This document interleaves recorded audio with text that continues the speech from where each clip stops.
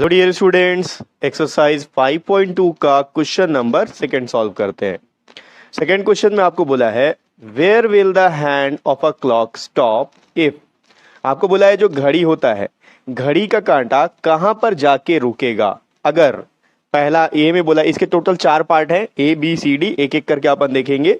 ए में बोला है starts at 12 and makes 1/2 of A revolution along clockwise.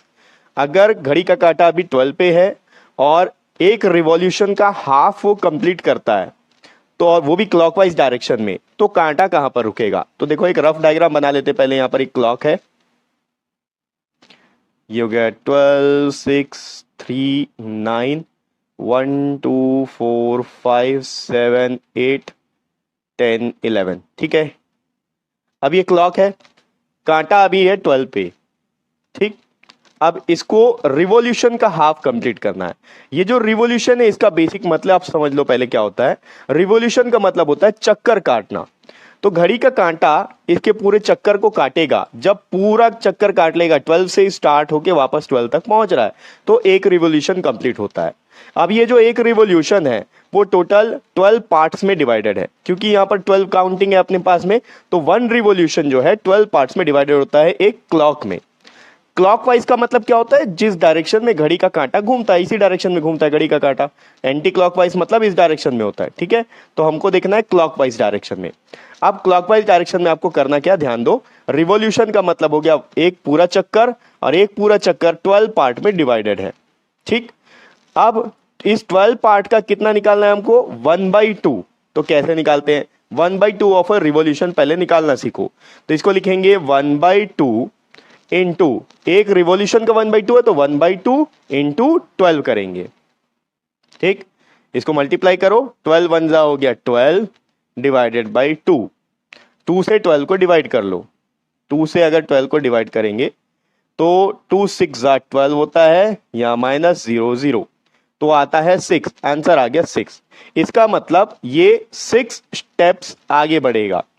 12 से 6 स्टेप आगे बढ़ेगा कांटा। अब 6 स्टेप की काउंट कर लो। देखो 12 से स्टार्ट करना है अपन को, तो 12 को छोड़ दो। 12 के बाद हो गया ये पहला स्टेप, ये 2, 3, 4, 5 और ये 6।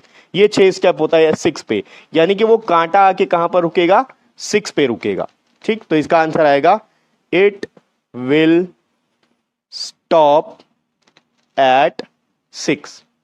ठीक है, तो बहुत सिंपल है। करना क्या है, आपको रेवोल्यूशन का जितना भी हिस्सा दिया हुआ वो निकालना है। यहां पर बोला 1/2 ऑफ रेवोल्यूशन, तो 1/2 ऑफ रेवोल्यूशन कैसे करेंगे, 1/2 इंटू 12।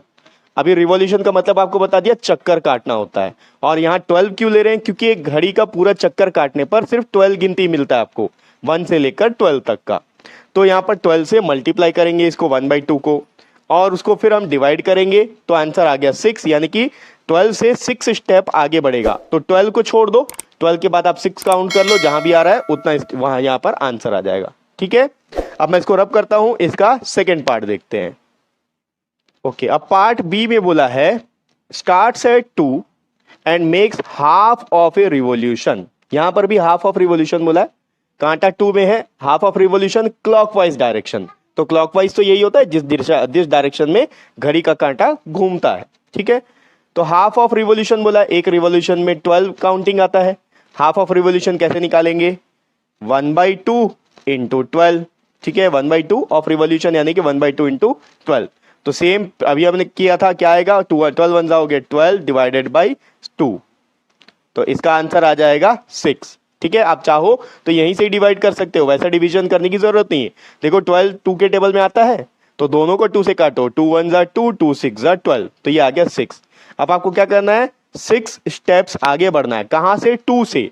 तो अभी अगर कांटा आपका 2 पे है, 2 से 6 स्टेप आपको आगे बढ़ना है। तो ये हो गया 1 2 3 4 5 6। तो कांटा आगे कहां पर रुकेगा, 8 पे।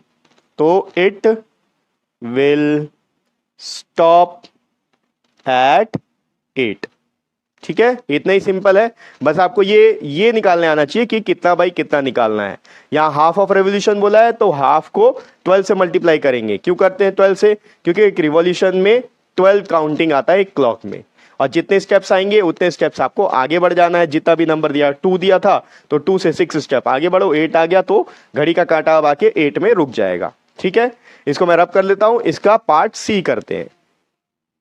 ओके, अब देखो पार्ट सी में क्या बोला है। पार्ट सी में बोल रहा है स्टार्ट्स एट 5, यानी कि घड़ी का कांटा 5 से शुरू हो रहा है, ये लो 5, एंड मेक्स 1/4 ऑफ रिवॉल्यूशन, और पूरे चक्कर का 1/4 वो चक्कर काट रहा है, रिवॉल्यूशन कर रहा है, वो भी क्लॉकवाइज, यहां से ऐसे ही घूम रहा है क्लॉकवाइज डायरेक्शन में। तो घड़ी का कांटा कहां पर जाके रुकेगा ये आपको बताना है। ठीक है, तो 1/4 ऑफ रिवॉल्यूशन निकाल लेते हैं पहले। 1/4 इंटू रिवॉल्यूशन का 12 इंटू करेंगे यहां से। क्यों करते हैं? क्योंकि एक चक्कर में सिर्फ यहां पर 12 काउंटिंग आता है एक घड़ी में। ठीक है, अब यहां पर देखो ये आएगा 12 1 जा 12 डिवाइडेड बाई 4। आप अलग से डिवाइड कर लो यहां पर 4 से 12 को। 4 के टेबल में 12 आता है 3 टाइम्स में, हो गया सबट्रैक्ट, ये 0 0, तो 3 टाइम्स में आता है तो आंसर कितना आया 3 स्टेप्स, यानी कि घड़ी का कांटा 3 स्टेप आगे जाके रुक जाएगा। तो 3 स्टेप आगे बढ़ा लो, 5 के बाद में 6 7 8 यहां पर आके रुकेगा। ठीक है, 1 2 3 8 में आके कांटा रुक जाएगा, तो इट विल स्टॉप एट 8। ठीक है, ये हो गया पार्ट सी। एक और पार्ट बचा हुआ है, उसको भी सॉल्व करते हैं। पहले मैं इसको रब कर लेता हूं। ओके, पार्ट डी में यहां पर आपको बोला है starts at 5 and makes 3/4 of A revolution clockwise. इसका मतलब अब घड़ी का कांटा फिर से 5 से स्टार्ट हो रहा है, यहां पर है अभी कांटा, और 3/4 एक चक्कर का 3/4 वो कंप्लीट करता है, तो उसको कहां पर जाके रुकेगा बताना है। क्लॉकवाइज यानी ऐसे ही घूम रहा है। ठीक है, तो 3/4 कैलकुलेट करेंगे। 3/4 इंटू एक रिवॉल्यूशन में 12 काउंट होते हैं, तो अब यहां मल्टीप्लाई करो। 12 3 जा होता है 36 डिवाइडेड बाई 4। 4 से 36 को डिवाइड करना है, 36 से को 4 से डिवाइड करेंगे तो 4 9 जा होता है 36, सब्ट्रैक्ट करेंगे 0 0। ठीक, तो ये 4 स्टेप्स आगे बढ़ेगा। ठीक है, 4 स्टेप्स यहां से देख लो कहां जाता है। 4 स्टेप्स क्लॉकवाइज डायरेक्शन में ही जाना है, तो यहां से ये हो गया 1 2 3 और 4 होता है 9 पे, यानी कि ये 9 पे जाके रुक जाएगा। It will stop at 9। ठीक है, तो ये हो गया एक्सरसाइज 5.2 का सेकंड क्वेश्चन। नेक्स्ट वीडियो में अपन इसका अगला क्वेश्चन देखेंगे, और नेक्स्ट वीडियो का लिंक आपको इसी वीडियो के डिस्क्रिप्शन बॉक्स में मिल जाएगा।